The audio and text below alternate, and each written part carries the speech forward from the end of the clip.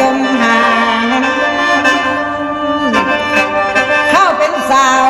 ซื้อเสียงดังทะลุฟ้ามาด้อยคาน้ำสังขารยากน้ำเหือนน้ำสร้างทางให้หน้าตาตา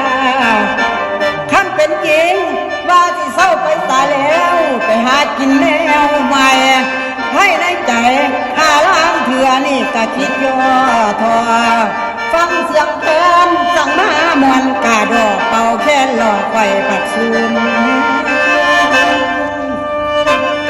อีกอันเด้อคิดฮอดเด้อคิดฮอดแฟนเก่าปุ่นผู้ลืมแกนได้คุยกันคิดฮอดหลายผู้เคยแจมรางวัลได้ปล่อยพวงมาลัยคอ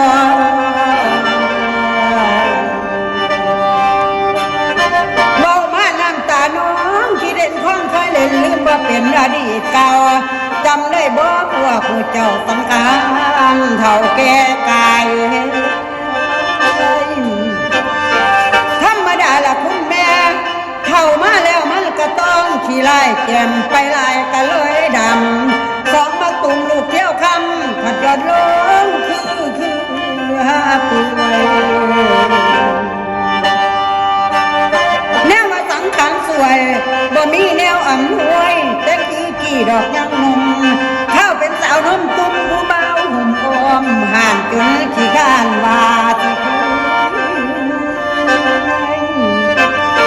แม่เอ้ยแม่เว้าให้ฟังคือนางอิ่มอยู่ปุยแท่ละยาอย่าสาหลานนะหันมาฟังนิทานที่อวยลงคงเรืองสุขได้จานได้เสียงยับเข้ามาถ้าแม่อายมาฟังฉันบรรยายสิล้ำเรื่องขับกล่อม